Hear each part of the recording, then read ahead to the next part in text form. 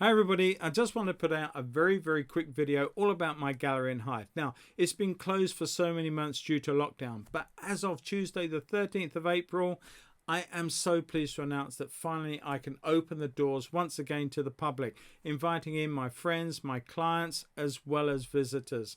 There are so many paintings on the walls to choose from oils, watercolors, pastels, wildlife, landscapes, so much there, prints and cards as well. Now, many of my paintings have been offered at half price or better through Instagram over the lockdown period. Well, I'm going to carry that on during the course of the summer. So if there's an image you've enjoyed looking at and you want to grab yourself a bargain, pop down and grab it quickly while you can at a great price.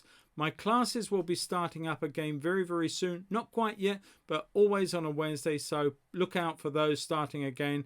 I'll be filming and I'll be painting on the premises, as well as offering all my handmade bespoke framing services again. So if there's something that you want to talk about, something I can help you with, pop down. You'll be so welcome. Look forward to seeing you soon. All the best. Bye bye.